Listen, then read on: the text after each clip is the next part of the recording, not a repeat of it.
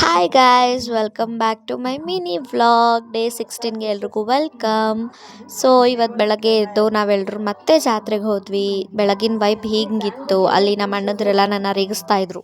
ಅಲ್ಲಿಂದ ನಾವು ಹೊರಟಿದ್ದು ತೇರು ನೋಡೋಕ್ಕೆ. ಅಲ್ಲಿ ದೇವ್ರ ಉತ್ಸವನೂ ನಡೀತಾ ಇತ್ತು, ನೋಡ್ಕೊಂಡು ನಿಂತಿದ್ವಿ.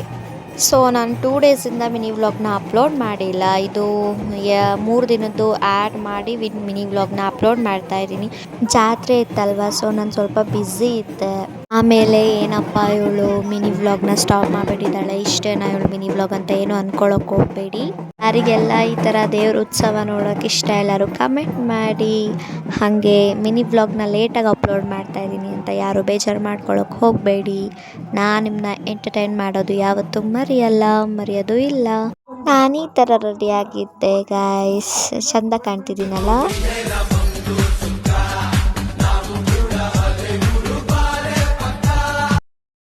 ಆಮೇಲೆ ನಾನು ಬಳೆ ತೊಡಿಸ್ಕೊಂಡೆ.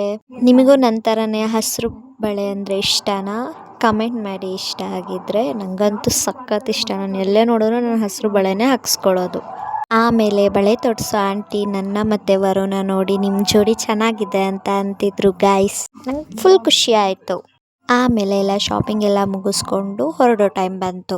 ನಾವು ಬೇರೆ ಬಿಸಿಲಲ್ಲಿ ಹೋಗ್ಬಿಟ್ಟಿದ್ದೀವಲ್ಲ ಜಾತ್ರೆ ನೋಡೋಕ್ಕೆ, ಸೊ ಸ್ವಲ್ಪ ಟಯರ್ಡ್ ಫೀಲ್ ಆಗ್ತಾ ಇತ್ತು.